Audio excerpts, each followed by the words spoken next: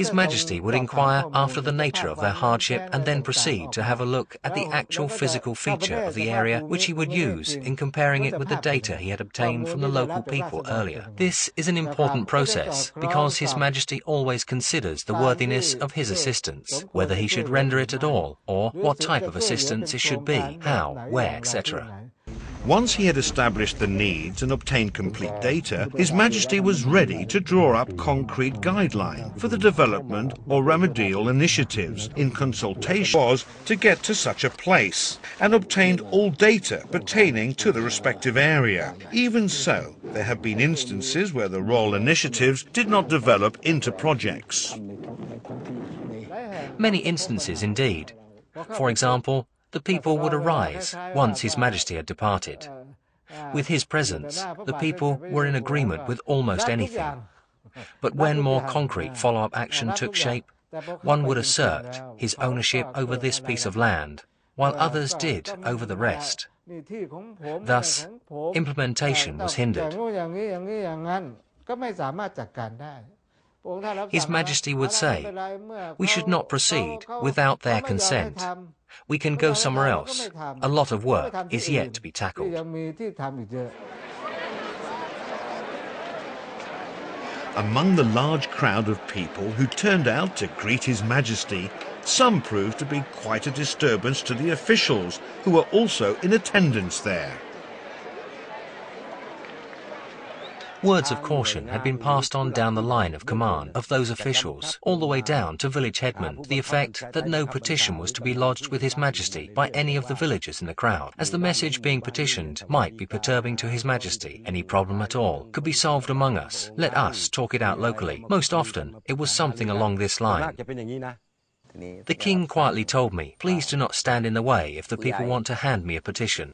No need to hold them back, because if you do, I will never know what the truth is. I am aware that what is being reported to me is not true." The King knew when he was lied to.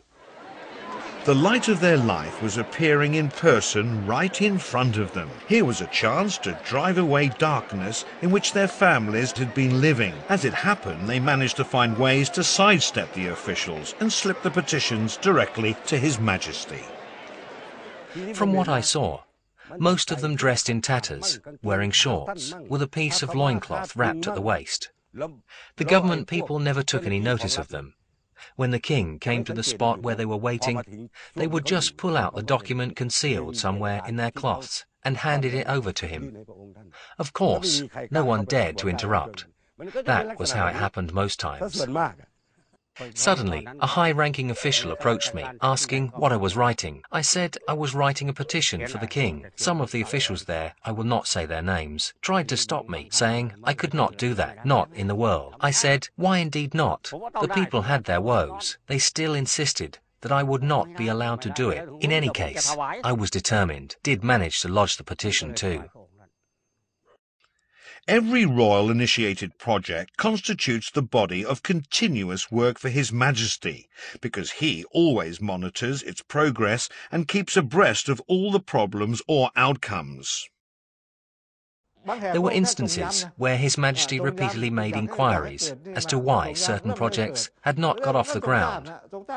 He had a complete set of data with him, so he knew everything, the location, the nature of problems applying there, etc. He kept all our reports, plus his own personal information. He even did some spying. He had his own auditors unit out on us. Nowadays, the hard work has been passed to Her Majesty the Queen and members of the royal family who make royal visits to the sites of the royal-initiated projects, development study centres, as well as certain remote areas.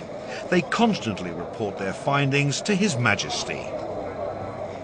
On Her Majesty's trip, officials from the Irrigation Department had to be in attendance, along with those from the RDPB. After the trip was over, report had to be prepared and submitted to the board. We were told to send the report to Klai Gangwon Palace for his approval. There were indeed cases that the report was returned to us with his comment, arguing that some things were not right, and the corrections. The point is that His Majesty is still hard at work, even though he now resides at Klai Gangwon Palace. I can assure you he is.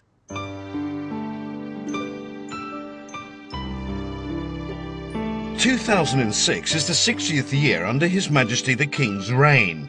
The words of righteousness uttered as the first vow of his reign have become fundamental in the morals of the Lord of the Land, who has been revered for his role as a shelter for his subjects, a pillar for the nation.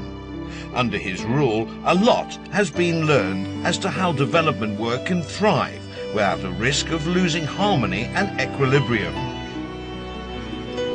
On that day, 60 years ago, the love of his subject managed to hold the sovereign back. Now, more than 20,000 days later, the sovereign is still returning that love to his subjects.